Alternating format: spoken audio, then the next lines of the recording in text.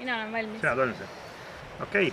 Mõlemal nädalavahetus kolmas Rajamängu meistritiitel käes, et Anett-Liis, alustame sinust, et kvalifikatsioon just kõige parem ei olnud, et kas pärast seda arvalt ikka võit tuleb? No kvalifikatsiooniringi näita veel midagi, et ma pole mitte kunagi seda võistlust kvalifikatsiooniringi hästi mänginud, aga matchplays on kõik võimalik, nii et ma ei andnud veel enne seda alla, kui matchid veel algasid. Milline vastane oli kõige keerulisem?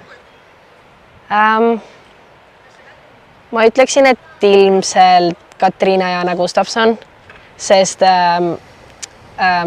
temaga me nagu oleme võistelnud hästi palju, aga temaga on nagu mentaalselt kõige raskem mängida.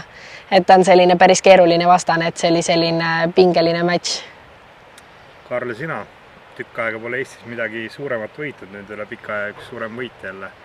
Tuli kergelt, raskelt? No pigem tuli raskelt ikka, et kvalifikatsioonis sai hästi mängitud ja seetõttu sai võib-olla veidi lihtsama asetuse seal alguses matchplays, aga viimased 2 matši tulid ikka üpris raskelt. Kumb mäng sinu jaoks keerulisem oli, kas finaal Kevini vastu või poolfinaal, mis seal ka samuti kerge? Ma ütleks ikka finaal, sest olid väga rasked tingimused ja me tõesti mängisime mõlemad väga hästi. Et finaal oli raske. Okay. Mis järgmiseks, Anett-Liis, sind ees ootab? Ma plaanin järgmisena mängida Eesti juuniorite rajamängu meistrivõistluseid ja peale seda ilmselt niitväljakarikat. Ja Karl, sina?